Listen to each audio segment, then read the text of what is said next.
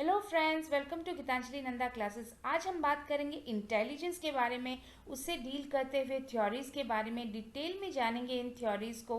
तो चलिए स्टार्ट करते हैं। पर्सपेक्टिव्स इन चाइल्ड डेवलपमेंट का यूनिट 5, इंडिविजुअल डिफरेंसेस का 5.1 का सब सेक्शन 4 इंटेलिजेंस। फ्रेंड्स, मैंने हर एक थ्योरी यानी Spearman's two factor theory, Thorndike's multi factor theory, Thurstone's group factor theory, Vernon's hierarchy theory, Cattell theory and Guilford's model पर individual video बनाए हुए हैं। एक बार आप उसे ज़रूर इस वीडियो से पहले देख लीजिएगा रेफरेंस के लिए। और इस वीडियो में मैं आपसे डील करूंगी कि बीएड एग्ज़ाम में आप एग्जैक्टली क्या लिखेंगे इन सब थ्योरीज के बारे में अपने एग्ज़ाम शीट में। So let's get started.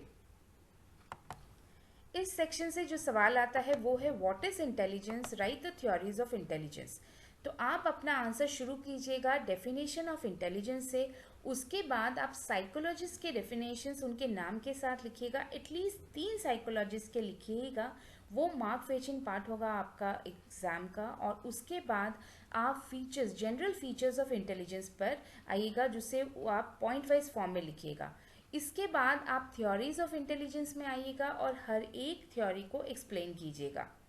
आप डेफिनेशन में लिखिएगा कि intelligence consist of an individual's mental और cognitive ability which helps him solve his actual life problems and lead a happy and content life. यानी इंटेलिजेंस वो mental capability होती है एक इंसान की जो उसे एक खुशहाल ज़िंदगी जीने के लिए हेल्पफुल होती है, और वो अपनी लाइफ की जो रियल लाइफ प्रॉब्लम्स है उसे वो सॉल्व कर पाता है। डेफिनेशन पार्ट में बहुत सारे डेफिनेशंस दिए हुए हैं, मैंने 3 लिया है। आपको जो सही लगे, आपको जो इजी लगे वो आप याद रखिएगा। रिबन का कहना था कि intelligence is a power which enables us to solve problems and to achieve our purposes. यानी इंटेलिजेंस हमारे वो पावर होती है जो हमें हेल्प करती है प्रॉब्लम सॉल्व करने के लिए और हमारे पर्पस को अचीव करने के लिए।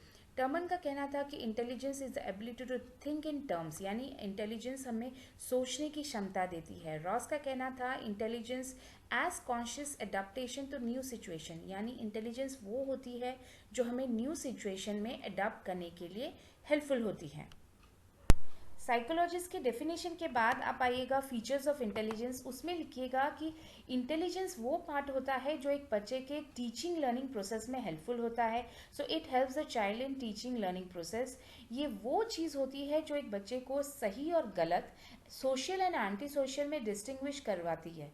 So it enables the child to distinguish between right and wrong, social and anti social. उसके साथ इंटेलिजेंस वो पार्ट होता है जिससे बच्चा सीखता है और कम समय में सीखता है।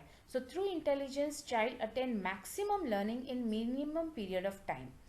इसके बाद इंटेलिजेंस वो होता है जो हेल्प करता है एक इंडिविजुअल को दूरदृष्टि के लिए, यानी जो चीज़ फ्यूचर में आने वाली है उसे परसीव करता है, सिचुएशन को सोच पाता है आगे जाकर फ्यूचर में क्या होने वाला है। तो intelligence helps the child to evaluate the future according to the situation. ये रॉस के हिसाब से भी यही था, साइकोलॉजिस्ट के हिसाब से, कि it helps to make adjustment and adapt to new situation. So नए सिचुएशन में अपने को एडजस्ट कर पाना, अडाप्ट कर पाना इंटेलिजेंस ही होता है जो हेल्पफुल होता है। और ये हेल्पफुल होता है प्रॉब्लम्स को इंडिपेंडेंटली सॉल्व करने के लिए। So it is the ability to solve problems independently. उसके साथ इंटेलिजेंस वो पार्ट होता है जो एनवायरनमेंट को आपके हिसाब से आप उसे बदल पाएँ, वो एबिलिटी भी देता है। यानी it is the ability to adjust the environment, यानी जो एनवायरनमेंट है वो आप खुद के हिसाब से उसे बदल पाएँ, उस चीज़ की कैपेबिलिटी भी इंटेलिजेंस ही देता है। अब बात करें थ्योरीज ऑफ इंटेलिजेंस की, तो 19th सेंचुरी से पहले कोई भी ऐसा मेकनिज़्म या टेस्ट नहीं था जो इंटेलिजेंस को माप सके या फिर उसे मेजर कर पाए। लेट 19th सेंचुरी में ये चीज़ शुरू हुई थी और इसके लिए बहुत सारे थ्योरीज प्रपोज किए गए थे। आपके बुक में 6 थ्योरीज दी गई हैं और आपको हर एक थ्योरी को एक्सप्लेन करना है। इसमें आप लिखिएगा कि late 19th century mark the beginning of testing intelligence. Many theories were proposed about structure of human intellect, यानी किस तरह ह्यूमन इंटेलेक्ट काम करता है, वो किस स्ट्रक्चर का होता है, उसके लिए काफ़ी थ्योरीज दी गई। And were focus to attempt to classify various abilities with structure intelligence. और इंसान की एबिलिटी को क्लासीफाई करने के लिए थ्योरीज बनाई गई कि कौन सी एबिलिटी कौन से चीज़ को डील करती है, कौन से पार्ट ऑफ इंटेलिजेंस को डील करती है, इस पर बहुत फोकस दिया गया और ये सारी चीज़ें लेट 19th सेंचुरी से शुरू हुई।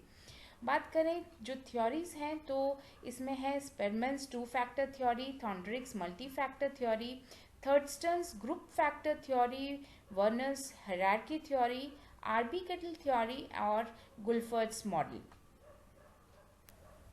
स्पेरमैन्स टू फैक्टर थ्योरी इसे प्रपोज किया था चार्ल्स स्पेरमैन ने और इनका मानना था कि ह्यूमन इंटेलिजेंस के दो पार्ट होते हैं, इसीलिए ये टू फैक्टर थ्योरी है। और जो दो पार्ट होते हैं, पहला होता है जनरल फैक्टर यानी जी उसे कहा जाता है और दूसरा है स्पेसिफिक फैक्टर, उसे एस कहा जाता है। ये कहते थे कि जो जनरल फैक्टर है वो एक होता है इंडिविजुअल में और जो स्पेसिफिक फैक्टर है वो मल्टीपल होते हैं। और जो स्पेसिफिक फैक्टर होते हैं वो फैक्टर्स होते हैं जो रिस्पॉन्सिबल होते हैं एक पर्टिकुलर काम करने के लिए। यानी अगर मैथ्स पढ़ना है तो उसके लिए एक स्पेसिफिक स्पेशल फैक्टर होगा, स्पेसिफिक फैक्टर होगा। अगर इंग्लिश पढ़ना है, लिटरेचर है या फिर वर्ड्स जानी है, उसके लिए दूसरा स्पेसिफिक फैक्टर होगा। अगर सिंबल्स पहचानने हैं उसके लिए तीसरा होगा और कोई एनालाइजिंग पावर है उसके लिए चौथा होगा। तो इस तरह के n नंबर्स ऑफ यानी unlimited numbers of specific factors होते हैं। पर ये स्पेसिफिक फैक्टर्स इंडिविजुअली काम नहीं कर सकते, उनको काम करने के लिए एक जनरल फैक्टर की ज़रूरत पड़ती है। यानी ये एक सिंगल जनरल फैक्टर जो होता है यानी एक बेसिक इंटेलिजेंस इसे कह सकते हैं इंडिविजुअल का, वो रिक्वायर्ड होता है ये सारी चीज़ें परफॉर्म करने के लिए। और अगर कोई एक मेंटल एबिलिटी परफॉर्म करनी है उसके लिए इंडिविजुअल को इन फैक्टर्स से यानी स्पेसिफिक फैक्टर से वो फैक्टर चाहिए होगा जो उसके लिए स्पेसिफिक होगा और उसके साथ जनरल फैक्टर चाहिए होगा। तो आप इसमें लिखिएगा कि this theory was proposed by Charles Spearman. Spearman's two-factor theory proposed that intelligence has two components, general factor G and specific factor from S1 till Sn.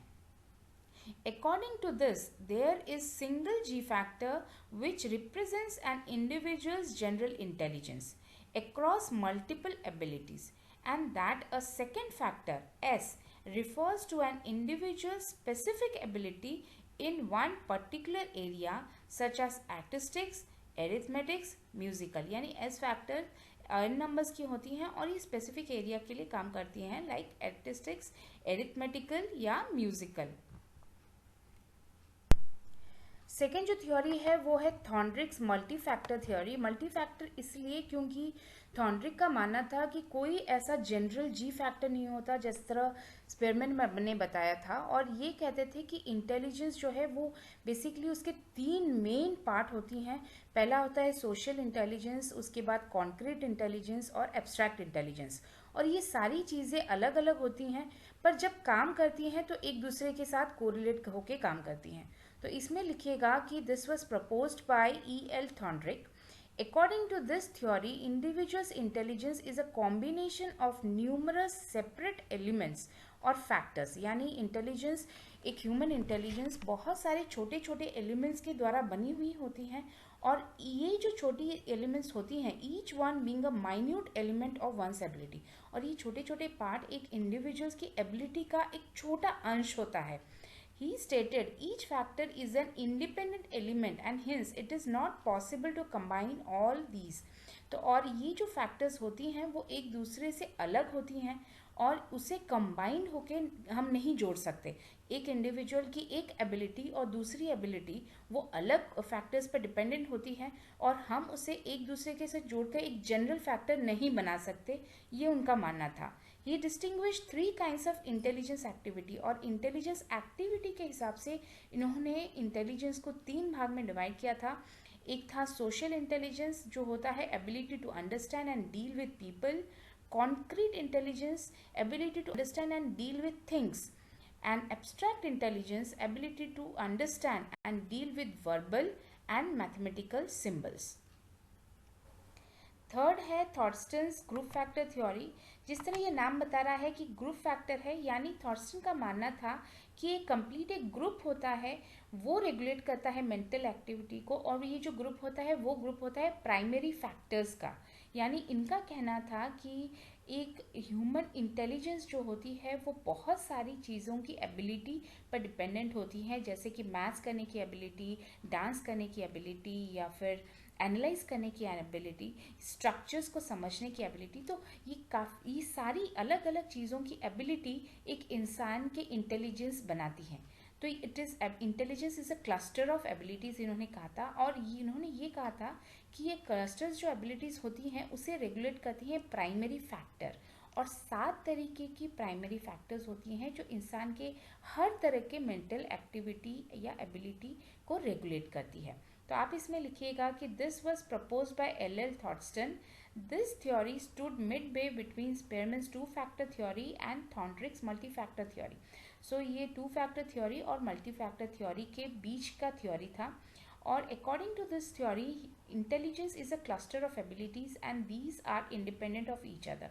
So intelligence, एक कंप्लीट इंटेलिजेंस जो है वो बहुत सारे एबिलिटीज़ को मिलाकर होता है, और ये जो एबिलिटीज़ होती हैं इंडिविजुअल की एक दूसरे से अलग होती हैं। यानी एक इंडिविजुअल अगर वर्ड अच्छा बोल पा रहा है और नंबर्स अच्छा कर पा रहा है, मैथ्स अच्छा कर रहा है, सो ये दो अलग अलग पार्ट ऑफ उसके इंटेलिजेंस हैं, ना कि जुड़े हुए हैं।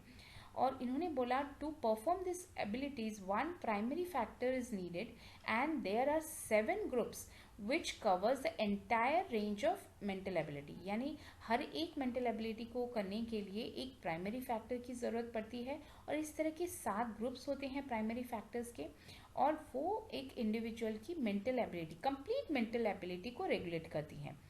He concluded that these mental abilities which have same primary factors have common psychological and functional unity are placed under same group. So ऐसे mental abilities जिसको करने के लिए एक same primary factors की ज़रूरत पड़े, वो जो mental abilities हैं वो common होती हैं एक दूसरे से psychologically और functionally, और उन सब चीज़ों को एक ही ग्रुप में प्लेस किया जाता है। सो इनके हिसाब से जो 7 प्राइमरी फैक्टर्स थी, एक तो वर्बल, यानी वी उसे बोला जाता था वर्बल, यानी बोलने की क्षमता, वर्ड्स को एनालाइज करने की क्षमता, नंबर्स को एनालाइज करने की क्षमता को नंबर उन्होंने बोला, सिंबल्स को एनालाइज करने को स्पेशल दिया, वर्ड फ्रीक्वेंसी यानी वर्ड्स को अगर मैनिपुलेट कर पाएँ, उसे समझ पाएँ, रिपीटेड कर पाएँ, मैनिपुलेशन ऑफ वर्ड्स को उन्होंने बोला वर्ड फ्रीक्वेंसी, रीजनिंग को बोला रीजनिंग आर, मेमोरी याद रखने को बोला एम, और परसेप्शुअल्स यानी किसी चीज़ को मैनिपुलेट करके उसको अपने हिसाब से ढाल के रिपीटेडली उसको यूज़ कर पाना, परसेप्शुअल को पी बोला। तो ये 7 फैक्टर्स थी, प्राइमरी फैक्टर्स थी दो जो थर्स्टन ने प्रपोज की थी। इसके बाद आता है वेनॉन्स हायरार्की थ्योरी।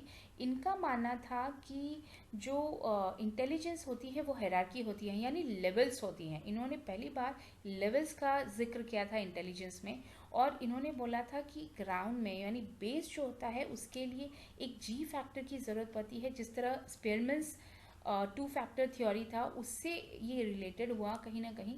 और जी फैक्टर यानी एक कॉमन बेस की ज़रूरत पड़ती है, और वो कॉमन बेस फैक्टर इंटेलिजेंस जो है जी फैक्टर वो 2 भागों में डिवाइड होता है, उसे मेजर ग्रुप्स कहा जाता है। और ये जो 2 मेजर ग्रुप्स होते हैं वो फर्दर डिवाइडेड होते हैं माइनर ग्रुप्स में, माइनर ग्रुप फैक्टर्स में, और ये minor group factors further divide होती हैं स्पेसिफिक फैक्टर्स में। यानी layer by layer her cheese divide होती जाती है, और हर चीज़ एक दूसरे के साथ जुड़ी हुई होती है। तो ये थ्योरी दी थी वर्नॉन ने, एंड हायरार्की थ्योरी से कहा जाता है, और proposed by Philips E Vernon. He developed a hierarchical structure of ability in which abilities constituting intelligence are arranged in series of levels from general to specific. So इन्होंने एक ऐसा structure दिया था इंटेलिजेंस का जहाँ हर एक लेवल में एक लेवल दूसरे लेवल के साथ जुड़ा हुआ होता है, और एक जनरल से यानी एक ओवरऑल से स्पेसिफिक एबिलिटी तक वो लेवल्स ले जाएं इंटेलिजेंस की। According to him, the overall factor, G factor, general factor is needed to perform all mental ability. इनका मानना था कि सारे mental abilities को perform करने के लिए एक general factor की ज़रूरत पड़ती है, G factor की। The second level G factor splits into two major groups. तो जो सेकेंड लेवल होता है उसमें जी फैक्टर 2 मेजर ग्रुप्स में डिवाइड होती हैं, और वो होता है VED यानी वर्बल, न्यूमेरिकल, एजुकेशनल, दूसरा है KM that is practical, mechanical, special and physical. यानी VED ये 3 चीज़ों को रेगुलेट करती है, वर्बल, न्यूमेरिकल और एजुकेशनल एबिलिटीज़ को रेगुलेट करती हैं, और KM प्रैक्टिकल, मैकेनिकल, स्पेशल और फिजिकल एबिलिटीज़ को रेगुलेट करती हैं। इसके बाद in the next level of hierarchy major group factors are divided into minor group factors. So next level में हायरार्की में major group factors minor group को divide होती हैं, हर एक दोनों ही माइनर ग्रुप्स को डिवाइड होती हैं, जैसे कि माइनर ग्रुप्स में है मैकेनिकल और मैनुअल। इसके बाद इन्होंने बोला कि further these minor factors are divided into various specific factors, और फिर नेक्स्ट लेवल ऑफ हायरार्की में माइनर फैक्टर्स फर्दर डिवाइड होती हैं स्पेसिफिक फैक्टर्स पर, जिसे एस फैक्टर्स कहा गया, जिस तरह की पेंटिंग और डांसिंग। इसके बाद आता है Cattell theory, RB Cattell theory, और इसे इनका मानना था कि जो इंटेलिजेंस है उसके 2 पार्ट्स हैं, कंप्लीटली 2 पार्ट होती हैं। एक तो होता है फ्लूइड कंपोनेंट, दूसरा होता है क्रिस्टलाइज कंपोनेंट। सो जनरली इनका मानना था कि जो बच्चा जन्म लेता है उसका एक नॉर्मल इंटेलिजेंस होता है, और वो इंटेलिजेंस वो इंस्टिंक्ट होती है, उसकी अपनी सोचने की क्षमता होती है, और उसे उन्होंने फ्लूइड फैक्टर बोला था। और एक दूसरा फैक्टर इंटेलिजेंस का जो वो गेन करता है लर्निंग प्रोसेस में, टीचिंग से या फिर उसके एनवायरनमेंट से, उसके कल्चर से, उसे उन्होंने क्रिस्टलाइज बोला था। यानी 2 चीज़ें जो ऑलरेडी होती हैं इंसान के पास, फ्लूइड कंपोनेंट जो वो पाता है due course of time, crystallize component. तो इसमें लिखिएगा कि RB Cattell propose that intelligence comprises of 2 components, fluid component and crystallized component. The fluid component is more general. It is the ability to solve new problems, use logic in new situations and identify patterns. So ये general होती है fluid component, वो उसे help करती है problems, नए problem solve करने के लिए, नए सिचुएशन में अडाप्ट करने के लिए, नए लॉजिक्स यूज़ करने के लिए और पैटर्न्स आइडेंटिफाई करने के लिए। यानी उसकी अपनी अंदर की जो एबिलिटी है, इंटेलिजेंस है, वो ये पार्ट है। और fluid component is flexible and adaptive, और फ्लूइड कंपोनेंट फ्लेक्सिबल होता है, एडेप्टिव होता है, इसीलिए इसका नाम फ्लूइड दिया गया है। पानी की तरह, फ्लूइड की तरह ये बदल पाता है। और person with large fluid intelligence can do varied types of task. और जिन इंडिविजुअल्स का जो फ्लूइड इंटेलिजेंस है, यानी जो बाय बर्थ जो इंटेलिजेंस है वो जिनका बहुत अच्छा होता है, वो बहुत सारे डिफरेंट टास्क ईजीली कर पाते हैं। दूसरा है crystallize component is the ability to learned knowledge and experience. तो क्रिस्टलाइज वो होती है जो एबिलिटी, जो इंटेलिजेंस इंडिविजुअल गेन करता है नॉलेज से और एक्सपीरियंस से। It is link to culture and environment and helps to carry out more specific task. So वो स्पेसिफिक टास्क जिसको परफॉर्म करने के लिए एक पर्टिकुलर तरीके की ज़रूरत पड़ती है, एक पर्टिकुलर पैटर्न की ज़रूरत पड़ती है, और जिसे वो लर्न करता है, उस चीज़ को क्रिस्टलाइज कहा जाता है, क्योंकि ठोस होता है, इसमें बदलाव ज़्यादा पॉसिबल नहीं होता। 6th and last one is Guilford's model. Guilford ने बोला था कि इंडिविजुअल की जो इंटेलिजेंस होती है वो एक 3 डायमेंशनल स्ट्रक्चर होती है, जिसके हाइट, ब्रेथ एंड लेंथ होते हैं। जिस तरह हम 3D स्ट्रक्चर समझते हैं, तो उसमें जो हाइट, ब्रेथ एंड लेंथ होते हैं वो होता है कंटेंट, ऑपरेशंस और प्रोडक्ट्स। और ये 3 चीज़ें फर्दर डिवाइडेड होती हैं। कंटेंट 4 तरीके के होते हैं, ऑपरेशंस 5 तरीके की, प्रोडक्ट 6 तरीके की होती हैं। सो कुल मिला के 120 तरह के कंपोनेंट्स होते हैं इंडिविजुअल के माइंड में, जो उसके मेंटल एबिलिटी को डिफाइन करती हैं। ये उनकी पहली स्टडी थी। लेटर ऑन उन्होंने पाया कि 180 फैक्टर्स होते हैं जो ह्यूमन इंटेलिजेंस कंप्राइज ऑफ होता है, पर अगर उसे कम कर दिया जाए, स्क्वीज कर दिया जाए, तो 18 फैक्टर्स होती हैं जो रिस्पॉन्सिबल होती हैं ह्यूमन इंटेलिजेंस की, जिसमें 3 कंटेंट जाती हैं, ऑपरेशंस 2 जाती हैं और प्रोडक्ट 3 जाता है। इसमें आप लिखिएगा it was propose by J.B. Guilford and is also known as Guilford structure of intellect SI theory. So इनकी जो थ्योरी थी उसे Guilford structure of intellect theory कहा गया। और according to this intelligence has 3 dimensions. Intelligence के 3 dimensions होते हैं इनके हिसाब से, इस थ्योरी के हिसाब से। कंटेंट जिसके 4 पार्ट्स होते हैं, ऑपरेशंस 5 पार्ट होती हैं और प्रोडक्ट्स 6 पार्ट होती हैं। Intelligence comprise of 4 into 5 into 6 that is 120 factors. तो इंटेलिजेंस के 120 फैक्टर होते हैं। Later he concluded intelligence comprises of 180 factors. तो बाद में उन्होंने उनकी स्टडी करने के बाद उन्होंने पाया कि 120 नहीं बल्कि 180 फैक्टर्स होते हैं। Guilford's factor can be squeeze down to 18 factors. तो गुल्फर्ड फैक्टर को 18 फैक्टर्स में आप स्क्वीज डाउन कर सकते हैं, जिसमें कंटेंट 3 हो सकती हैं, ऑपरेशंस 2 और प्रोडक्ट्स 3। कंटेंट में जो जाता है वो है फिगर, सिंबलिक, सिमेंटिक, बिहेवियरल। यानी जो कंटेंट होता है जिसको देखकर एक इंडिविजुअल एनालाइज करना शुरू करता है वो होता है कोई फिगर हो सकता है, कोई सिंबल हो सकता है, कोई वर्ड या बिहेवियर हो सकता है। और जिस तरह की मेंटल एबिलिटीज वो करता है कंटेंट पर उसे ऑपरेशंस कहा जाता है। और वो मेंटल एबिलिटी हो सकती है इवैल्यूएशन, किसी चीज़ को इवैल्यूएट करना, कन्वर्जेंट प्रोडक्शन यानी कोई प्रॉब्लम आई है उसको एक सोल्यूशन निकालना, उससे कन्वर्जेंट प्रोडक्शन होगा। और डाइवर्जेंट प्रोडक्शन यानी एक प्रॉब्लम के अनेक सोल्यूशन निकाल पाना, वो एक मेंटल एबिलिटी होती है और उसको कहा जाता है डाइवर्जेंट प्रोडक्शन। मेमोरी जाती है ऑपरेशंस में और कॉग्निशन यानी एनालिसिस पावर भी जाता है ऑपरेशंस में।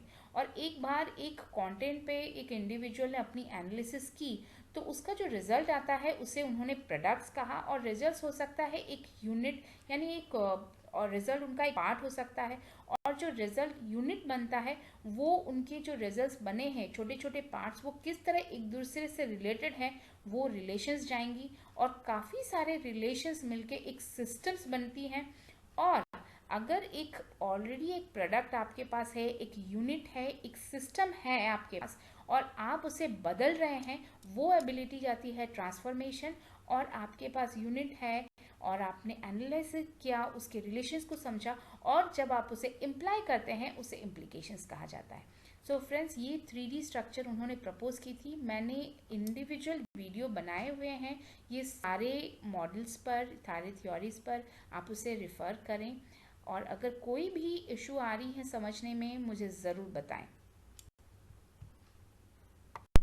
फ्रेंड्स, अगर आपको मेरा पढ़ाने का तरीका अच्छा लग रहा है तो इसे लाइक कीजिए, फ्रेंड्स के साथ शेयर कीजिए। सब्सक्राइब अगर अब तक नहीं किया है तो ज़रूर सब्सक्राइब कर लीजिएगा। बेल बटन दबाना मत भूलिए ताकि मेरे लेटेस्ट वीडियोस आप तक पहुंचे और कोई भी क्वेश्चन किसी भी यूनिट से आपका मिस ना हो। Thank you.